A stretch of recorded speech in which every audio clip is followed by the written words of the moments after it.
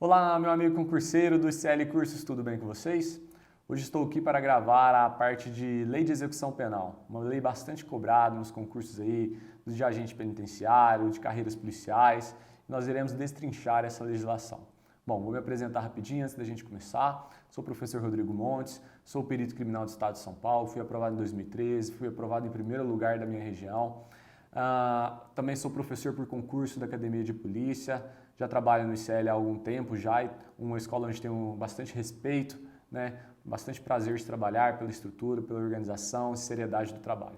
Bom, é isso que nós iremos fazer aqui hoje para falar um pouco sobre a nossa legislação 7.210 de 1984, beleza? Deixo meu Instagram também, @peritorodrigomontes, fiquem à vontade para mandar eventuais dúvidas, estou à disposição dos senhores para auxiliá-los nessa trajetória aí. Vamos lá.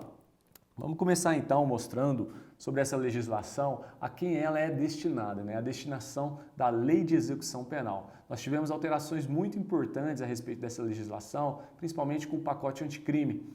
Então essa aula está totalmente atualizada, né, para a gente focar naquilo que é mais importante. Com certeza esses aspectos novos serão muito cobrados nessas próximas provas que virão aí. Então vamos ficar muito atento, vou chamar a atenção dos senhores nesses pontos aí que tem mais chance de ser cobrado ou que foram mais cobrados no passado também. Tá bom? Bom, nós temos 4 aí destinações principais da Lei de Execução Penal. Primeira destinação, condenados. Nós temos aí aqueles que são condenados por sentença condenatória já transitada em julgado, tá? Beleza? E também aquelas as transições absolutória imprópria, né? Também entram aí nas condenações possíveis, né, da Lei de Execução Penal. Bom, o que é importante aqui para a gente entender que tanto condenados quanto aqueles presos provisórios, eles serão sim avaliados aqui dentro da Lei de Execução Penal e deverão seguir aqui os seus deveres, deverão respeitar todos os artigos presentes aqui nessa legislação. Então nós temos aqui, primeiro, aos condenados, essa lei deve ser respeitada, aos presos provisórios. Quem são os presos provisórios? Nós temos aí como presos provisórios prisão em flagrante, nós temos aí as prisões cautelares, né, prisão preventiva, prisão temporária. E aí, na destinação condenados e presos provisórios, nós vamos mostrar na legislação que eles ficarão em locais separados, mas o mesmo estabelecimento prisional ele pode ter separações ali onde haja espaço para presos condenados e presos provisórios, mas eles não compartilharão o mesmo local. Mas também todos seguirão à risca o que está presente aqui na Lei de Execução Penal.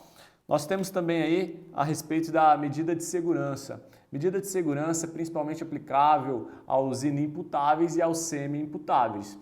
Quem são os inimputáveis? São aqueles que são incapazes de responder por si só, que a legislação entende que por eles terem algum tipo de transtorno, algum tipo de doença, eles não são capazes de responder pelos seus próprios atos. Inimputável e também os semi-imputáveis, que seriam aqueles fronteiriços que estão entre os imputáveis e os inimputáveis. Então aqui a esses cabem medidas de segurança que também são aqui abordados por essa legislação.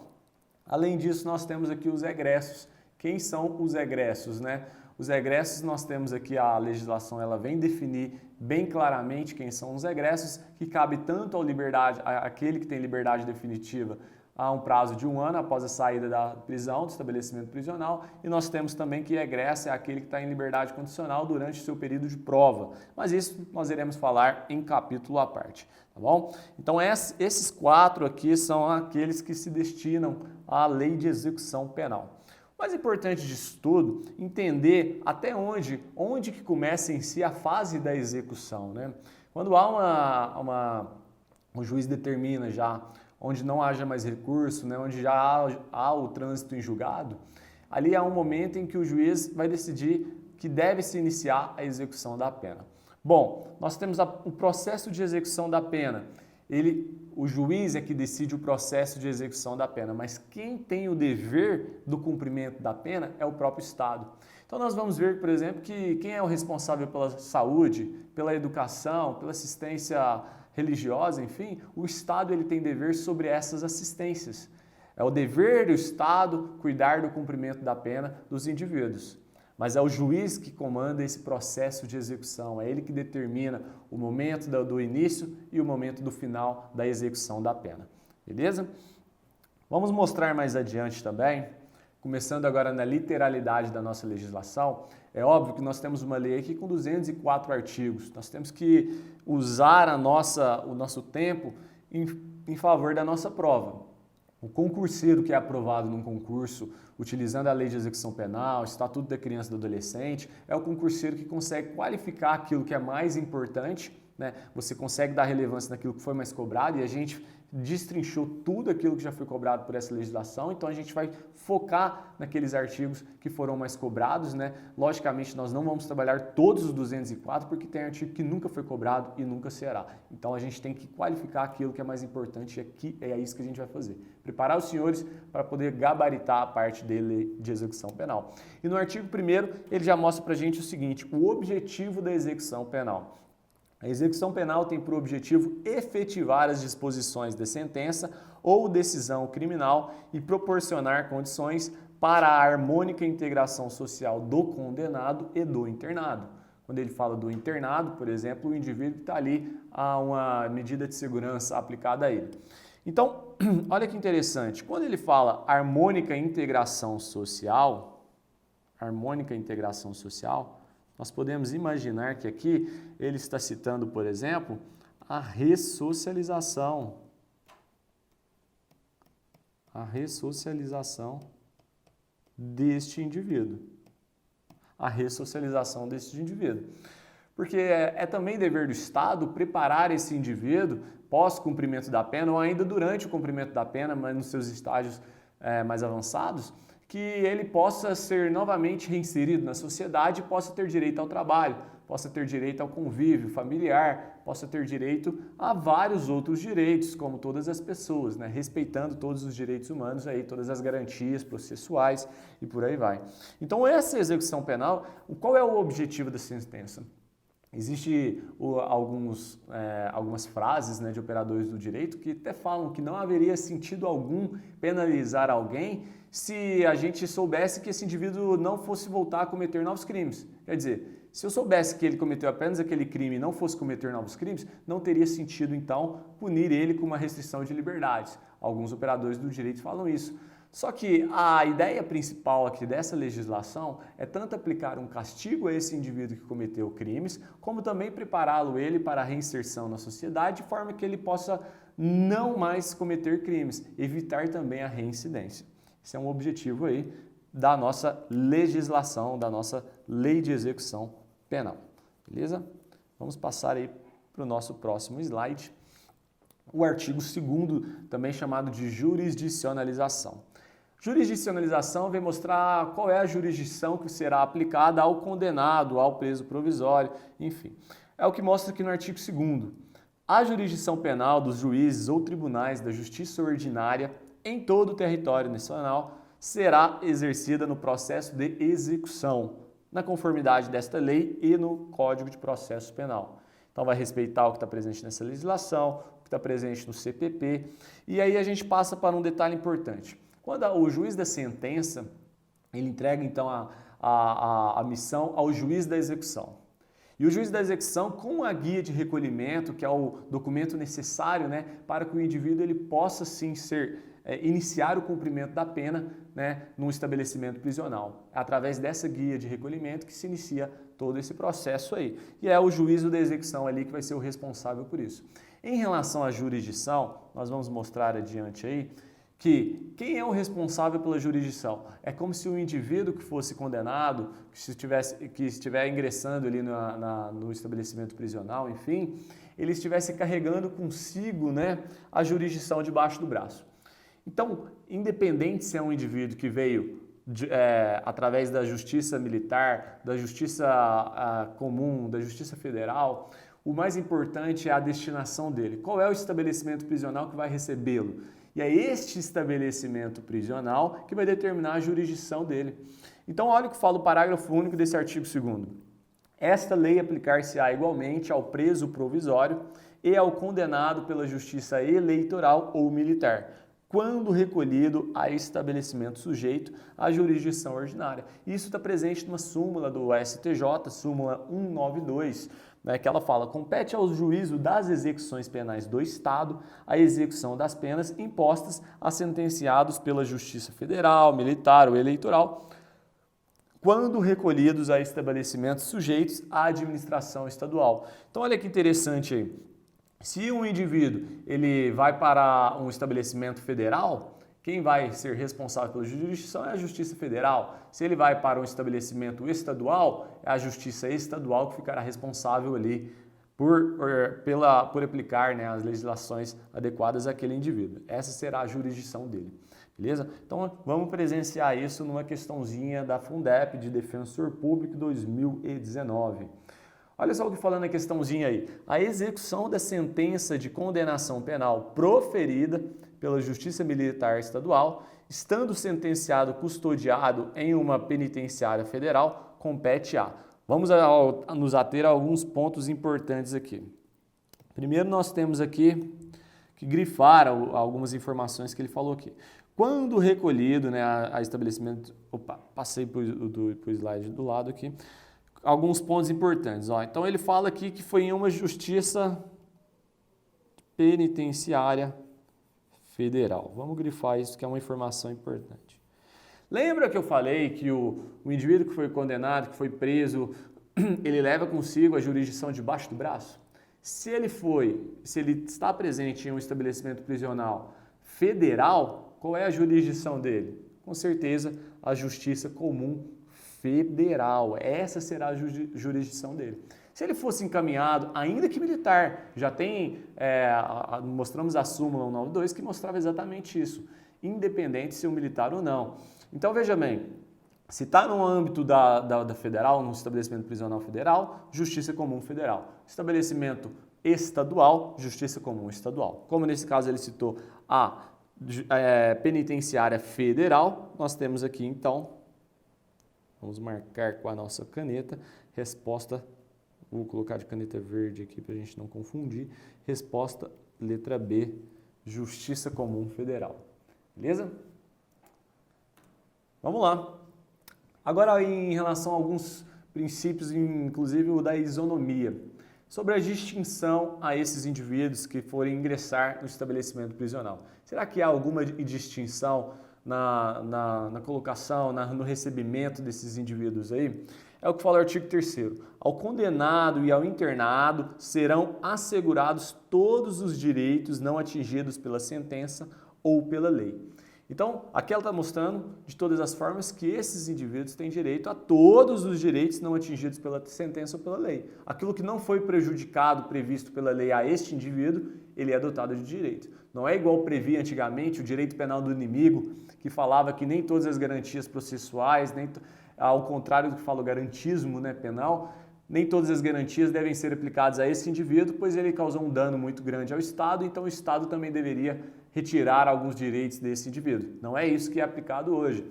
Nós mostramos aqui que esses indivíduos, né, eles têm todos os direitos que não forem atingidos pela lei. E sobre a distinção, não pode se aplicar no estabelecimento prisional distinção, por exemplo, quanto à raça desse indivíduo. Nós não vamos distinguir quanto à raça.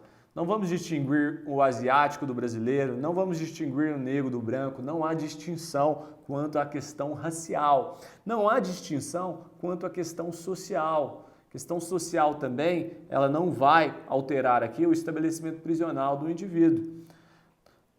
Nós não vamos alterar aqui em relação à distinção política e também não iremos fazer distinção de estabelecimento prisional quanto à questão religiosa. Ainda que na LEP, ela prevê que esses estabelecimentos prisionais tenham espaço adequado para a questão religiosa, né? Para que você tenha o seu momento de culto, o seu momento religioso, enfim, ali. Há uma previsão na LEP que realmente resguarda quanto a isso.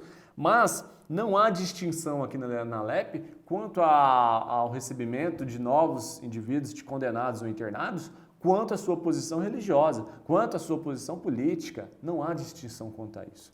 Então eu crio um bizu aqui para os senhores, que é o RSPR, Rio Grande do Sul, Paraná. Não há distinção do Rio Grande do Sul, Paraná. O que significa isso? O R seria racial, o S seria social, o P seria política e o R seria religiosa.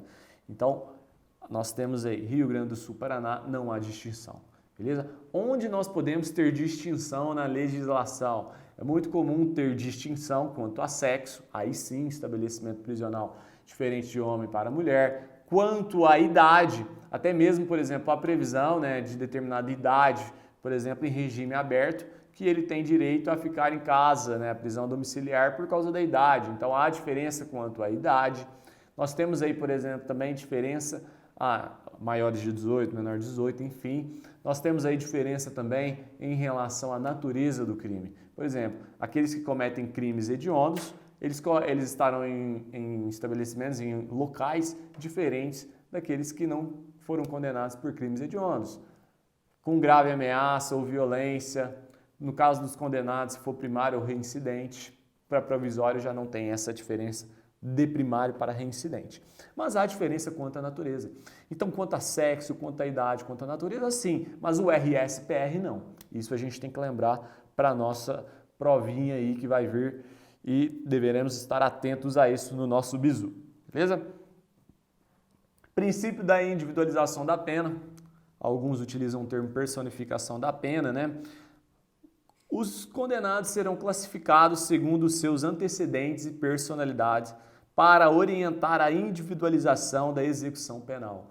Olha só, se nós temos aí indivíduos com antecedentes, com personalidades diferentes, nós não podemos criar um padrão para que todos respondam da mesma forma, que siga o mesmo processo de execução no estabelecimento prisional. Isso deve variar de acordo com o princípio da individualização da pena, pois cada um tem a sua personalidade, pois cada um tem os seus antecedentes. Então essa individualização da pena é feita logo no início, né, da execução por essa comissão técnica de classificação.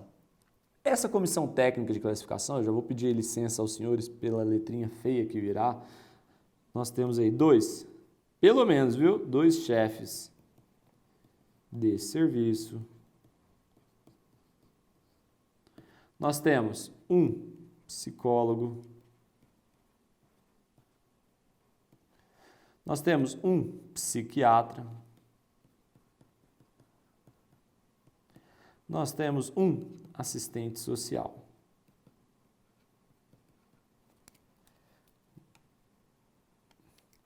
Um assistente social. Essa é a composição da comissão técnica de classificação. Detalhe interessante aqui nessa comissão técnica de classificação. 2 chefes de serviço, um psicólogo, um psiquiatra, um assistente social. Por quê? Esses indivíduos, esses profissionais farão uma avaliação desse indivíduo em regime fechado. Importante lembrar que é obrigatório no ingresso no regime fechado, para avaliar, né, para que possa estabelecer a sua individualização da pena. Uma coisa importantíssima. Antigamente, era obrigatório que fosse feita uma avaliação pela Comissão Técnica de Classificação para analisar a possibilidade de progressão de regime de pena desses indivíduos. Por exemplo, passar do regime fechado para o regime semiaberto. Hoje isso é dispensável, não há mais essa obrigatoriedade com relação à progressão de regimes de pena.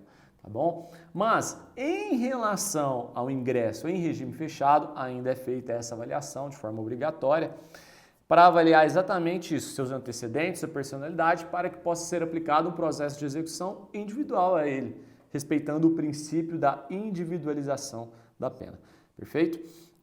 Bom, vamos seguir adiante então. No nosso artigo 9A, esse é interessantíssimo, viu, gente? Mostrando quando é obrigatório que o indivíduo forneça, né, o seu material genético, o seu DNA, para que possa fazer parte de um banco de dados. E esse artigo 9A ele vem mostrar exatamente isso para nós. Os condenados por crimes, vamos colocar aqui, primeira informação importante, crimes dolosos. Essa é a primeira informação relevante que nós temos aqui. Esses crimes dolosos, nós podemos ter eles de 2 formas. Tá muito feio, deixa eu tentar melhorar esse desenho aqui, senão vai ficar feio demais. Nós podemos ter, então, violência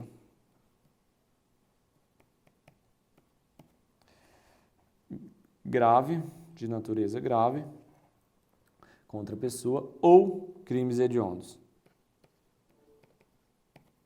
Repara que é ou. Nós não temos aqui a necessidade de ser um e outro. Então, por isso que eu falo para os senhores, ó. Vou colocar aqui de verde. Violência grave ou crimes hediondos, obrigatoriamente, eles deverão fornecer o DNA. Então, vamos voltar à nossa canetinha vermelha. Obrigatoriamente, eles terão que fornecer o material genético deles, o material de DNA. Quer dizer, então, que fica claro que não serve para crimes culposos. Quanto aos crimes culposos, não há essa obrigatoriedade, beleza? Mas é obrigatório quando é doloso, acoplado a uma natureza grave, a uma violência com natureza grave. Ou também quando for doloso de crimes hediondos. Nesse caso, é obrigatório fornecimento de material genético com técnica adequada em indolor. Sabe como que é a técnica adequada em indolor? Passar um que eles chamam de suave, que é um cotonete estéril, na bochecha interna aqui do indivíduo, raspando, né, tirando o material genético e pronto, não tem dor nenhuma. Professor, mas pode ser que o indivíduo não queira fornecer o material genético dele, porque nós sabemos que ninguém é obrigado a fornecer prova contra si mesmo. É possível que isso ocorra? Cara, beleza, é possível que isso ocorra sim. Só que ele estará cometendo uma sanção disciplinar de natureza grave. E aí nós vamos mostrar na LEP que ele perde vários direitos aqui, beleza? Peço desculpas pela letra aí, que está bem feinha mesmo, mas espero que tenha ficado um pouco claro. Bom, e a autoridade, né, seja ela no âmbito federal, no âmbito estadual, ela poderá requerer ao juiz, claro que é o juiz que vai decidir isso, por isso o termo requerer e não requisitar, no caso de inquérito instaurado, o acesso ao banco de dados de identificação de perfil genético. É lógico que esse banco de dados ele terá um aspecto sigiloso, não estará acessível a todas as pessoas, então até mesmo o delegado de polícia, o presidente do inquérito, ele terá que solicitar ao juiz para ter acesso a esse banco de dados. Por exemplo, se ele quiser comparar o material genético de um suspeito com o material genético daquele indivíduo, ele pode requerer acesso a esse banco de dados como material de referência para poder tentar materializar e relacionar um determinado delito X com um determinado delito Y. Então é possível que ele faça esse requerimento, sim. Cabe ao juiz aceitar ou não. Na maioria das vezes eles aceitam porque não há motivos para negar isso, né, sendo que é favorável à investigação. Deve ser viabilizado ao titular de dados genéticos o acesso aos seus dados constantes no banco de dados de perfis genéticos, bem como a todos os documentos da cadeia de custódia que gerou esse dado, de maneira que possa ser contraditado pela defesa. Isso veio com o pacote anticrime. Olha o quanto é importante isso. Não sei se vocês lembram do caso, né, do caso O.J. Simpson.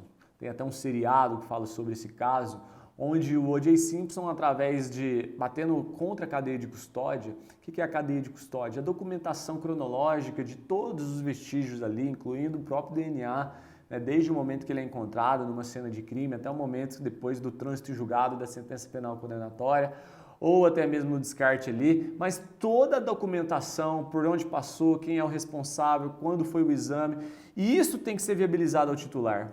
Essas informações devem ser viabilizadas ao titular para que ele possa ter certeza que não houve erro durante esse processo, não ocorreram erros durante esse processo, porque isso pode ser um material de contradição utilizado pela defesa. A defesa pode bater muito em cima dessa tecla.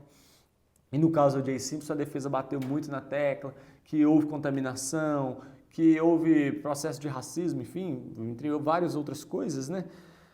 E a defesa, eles conseguiram, né, no júri, a libertação, que ele não fosse condenado, o caso do O.J. Simpson. Bem interessante. Então, ele tem direito, sim, de ter acesso a todo esse cronológico, todo esse aspecto cronológico, né, da cadeia de custódia, para mostrar desde o momento da coleta desse material genético até o momento ali onde foi analisado, se foi tudo devidamente realizado, sem nenhuma contaminação, sem nenhuma interferência, para que eles possam utilizar isso numa possível defesa. E eu falei para os senhores, é possível, caso isso foi aplicado, né? Caso o preso já esteja ali cumprindo sua pena e saia essa determinação que deve ser obrigatório ao fornecimento de material genético dele, não há problema nenhum. Ele pode sim fornecer o seu material genético durante o seu cumprimento de pena. E mais uma vez, caso ele recuse, né, caso ele não queira fornecer o seu material genético, isso vai ser sancionado com uma disciplina, sancionado com uma falta grave, tá bem? É a falta mais pesada que nós vamos ter aí. Nós temos falta leve, média e grave, e essa é a falta mais pesada que nós vamos ter aqui. Não há previsão de falta gravíssima aqui na LEP. Nós iremos mostrar isso mais adiante, tá bom? Beleza, vamos lá para uma questãozinha IADES 2019, Agente de Segurança Prisional. Considerando que o cumprimento da pena deve ser pautado pela individualização da respectiva execução, bem como objetivar a integração social do condenado, a Lei 7.210 de 1984 dispõe acerca das medidas a serem tomadas. Nesse sentido, no que diz respeito às regras de classificação dos condenados dispostas na Lei de Execução Penal, assinale a alternativa correta. Se você quer fazer, pausa o vídeo e tente fazer aí, e aí a gente continua adiante. Beleza? Bom, vamos lá. Os condenados serão classificados segundo a respectiva periculosidade, que será medida, entre outros critérios, pelo fato de integrarem ou não facção criminosa. Jamais há essa previsão na LEP, né, falando que eles serão classificados pelo fato de integrar ou não facção criminosa. Não há diferenciação quanto a isso. A classificação será feita pela Comissão Técnica de Classificação, perfeito, que elaborará o programa individualizador da pena privativa de liberdade adequada ao condenado ou preso provisório. Olha só que item excelente, né? Esse item está perfeito aqui. Vamos só colocar na canetinha os erros das outras, né? Vou riscar os erros das outras para que a gente não confunda na resposta. E já marco aqui nossa resposta letra B. Vamos ver os outros itens, né? Mais importante do que acertar é ver o erro dos demais. O condenado ao cumprimento de pena privativa de liberdade em regime aberto deverá ser submetido no início da execução da pena ao exame criminológico. Olha o que ele fala aqui, em regime aberto. Nós falamos que a obrigatoriedade é para o regime fechado. Para o regime fechado, assim essa obrigatoriedade. Mas para o regime aberto e semiaberto não há essa obrigatoriedade, importante. Tá? Então aqui já deixou esse item falso. Se fosse ali o fechado, o item estaria correto. D. Apenas os condenados por crime hediondo praticado dolosa ou culposamente serão submetidos obrigatoriamente à identificação do perfil genético mediante extração de DNA por técnica adequada e indolor. Esse apenas deixou o item errado, né? Os senhores lembram que não é apenas por crime hediondo e também por violência, né, grave também que a gente colocou aqui no nosso material. Então, tanto violência grave como crimes hediondos são obrigatórios, né, o fornecimento de DNA nessas duas situações. Então, não há apenas crimes hediondos, mas também quando há cometimento de violência grave nessas duas situações. E outra coisa que deixou o item errado, que nós já comentamos, esse termo culposamente. Beleza? A Comissão Técnica de Classificação no exame para obtenção de dados reveladores da personalidade poderá apenas se valer de exames psiquiátricos, os quais deverão, olha só, apenas de exames psiquiátricos. Nós mostramos, né, que a Comissão Técnica de Classificação, ela tem lá o assistente social, psiquiatra, psicólogo, então não vai ser apenas de exames psiquiátricos, isso já deixa o item errado, beleza? Nossa resposta aí, letra B de bola. Perfeito? Bom, estamos aí chegando, né, nos nossos 30 minutos. Vou parar essa primeira parte da LEP por aqui e na próxima aula nós seguiremos aí com mais parte teórica, com mais exercícios para a gente deixar essa legislação bem afiada para que seja um ponto a mais na nossa prova e nós possamos gabaritar toda essa parte de LEP aí. Um forte abraço e até a parte 2 de Lei de Execução Penal.